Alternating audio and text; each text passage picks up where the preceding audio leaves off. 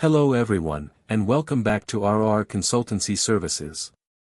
Today, I'm going to show you how to use one of Microsoft Word's most useful collaboration tools, Track Changes. If you've ever shared a document and struggled to figure out who changed what, this feature will save you time and confusion. By the end of this video, you'll know how to turn it on, review edits, leave comments, and finalize your document. First, open your document in Word. At the top of the screen, you'll see the ribbon with tabs like Home, Insert, and Review. Click on Review. In the middle of this tab is the tracking group. Here you'll find the Track Changes button. Click it once, and it will highlight, showing that it's active. Now, any edit you make will be recorded. If you type a new word, it appears in a different color.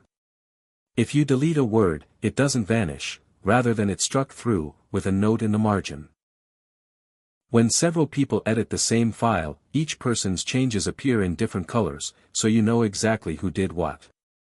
You can also leave comments instead of editing text.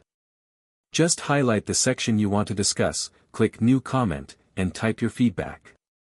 This is great for giving suggestions without rewriting someone else's words.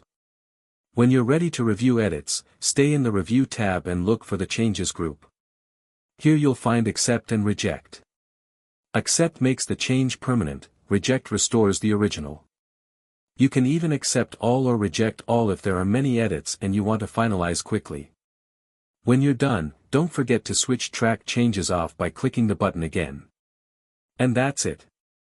Track Changes makes collaboration simple and transparent. Thanks for watching this tutorial from RR Consultancy Services. Don't forget to like, share, and subscribe for more helpful guides.